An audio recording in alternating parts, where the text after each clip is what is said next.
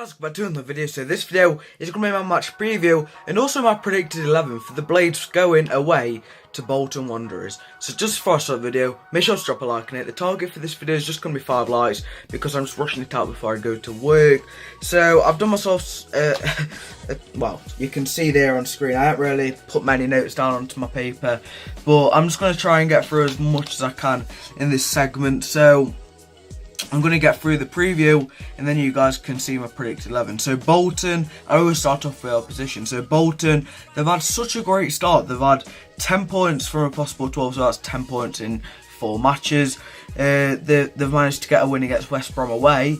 They've got a draw against Bristol City at home. Then they've won Reading away and they've won Birmingham at home. So, you know, looking at their start, it's been mixed. The first game, West Brom away, you could view that as being an easier one in the respect that you're playing against a team that's just come down, so the momentum isn't going to be on their side, but at the same time they have Premier League quality players everywhere, you know, the likes of Kieran Gibbs all the way up to Dwight Gale. And then when they played Bristol City, you don't really know what to expect with Bristol City because a couple of seasons ago they only just stayed up. Last season they was very close to getting the playoffs, so with Bristol City you never know what to expect, but I think this year they're going to be decent. You know, when Diadu comes back from his suspension, I think it is, you know, he's going to get 20 goals, I reckon. Reading away, that's a game you'd expect to win, without Reading have started off the season. Paul Clement hasn't really got his men playing too good football. And then Birmingham at home, you'd be expecting to win that. I was expecting Birmingham to do better this season actually because they have Gary Monk, but I guess some ships can't be saved.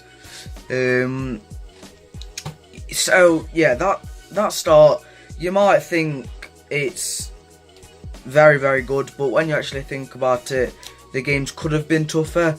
I reckon that this is probably going to be the biggest test so far, playing against us at their own stadium alongside Bristol City at home. They've also made some great signings. So they've made a signing of 2 strikers actually, but the main one's Josh McGuinness from Charlton. He got quite a few goals last season. I think it was around 15, I'd say.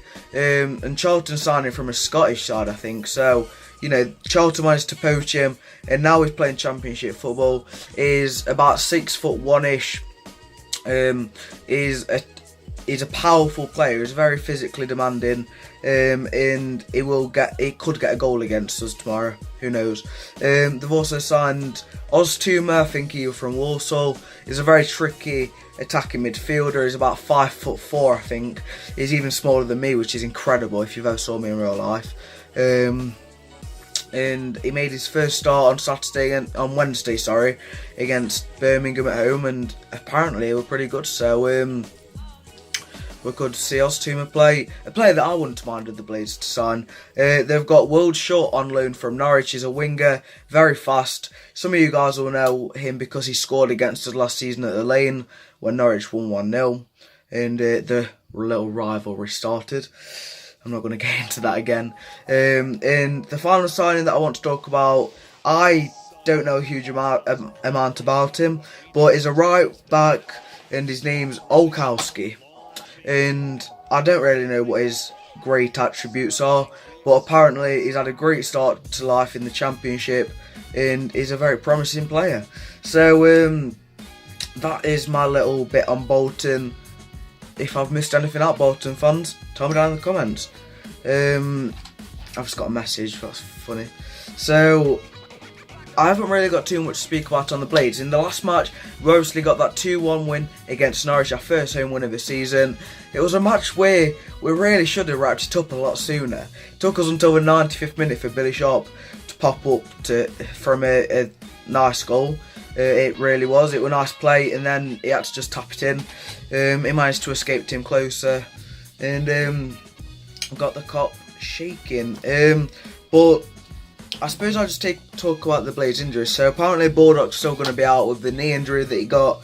Coots and Kean Bryan, they're both recovering, well, not recovering, but they're building up the fitness now. So the prediction from me is they'll be back for maybe Aston Villa, at least one of them, which is on the 1st of September.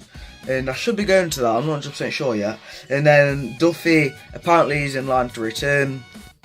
So yeah, this video's gone on for about 5 minutes. Let's get into my predicted 11, which is basically the same, other than the fact that I'm going to put it on screen to my left actually.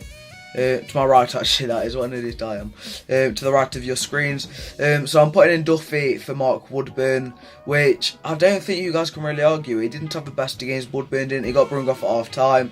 He's adapting to Championship life, and it might take him up until Christmas time, or even after that, to get used to it.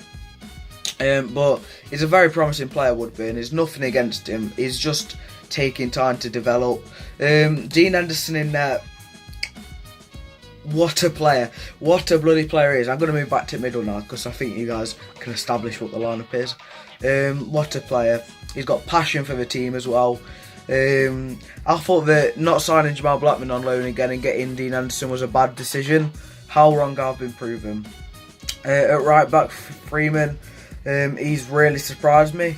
He's been playing. Sorry, I just dropped my camera nearly. He's been playing so bloody well, hasn't he?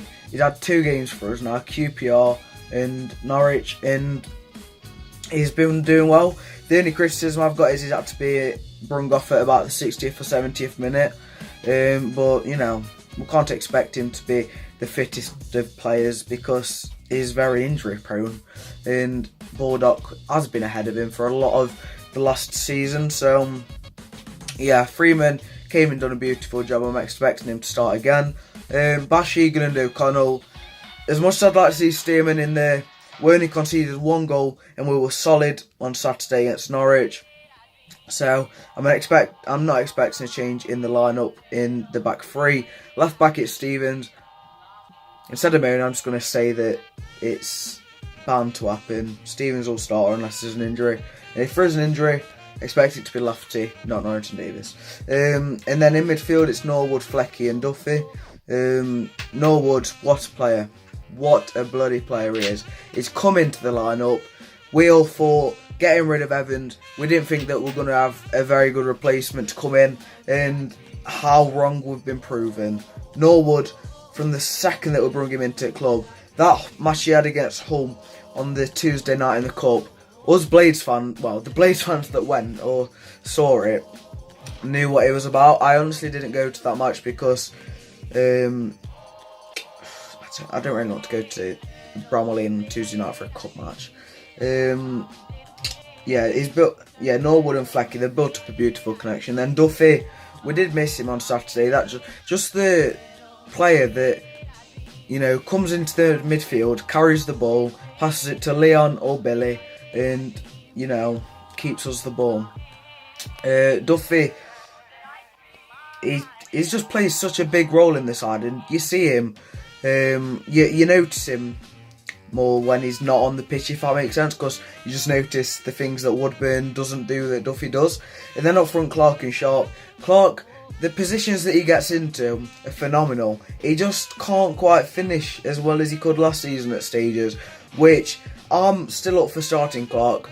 I feel like he adds more than McGoldrick and Sharp do. Admittedly though, Sharp has been at his best so far this season. Has been. Because he just seems really fit. He just seems really energetic. Now, the thing is with Billy Sharp is he goes in patches. He'll have a couple of good games, then he'll have a month or 2 playing badly. But I'm fully expecting Sharp to maybe bag us a goal against Bolton and take his tally for the season up to 3 in the league. So, yeah, that has been my little match preview / predicted 11. If I have missed anything out that you guys think I should have said, tell me down in the comments.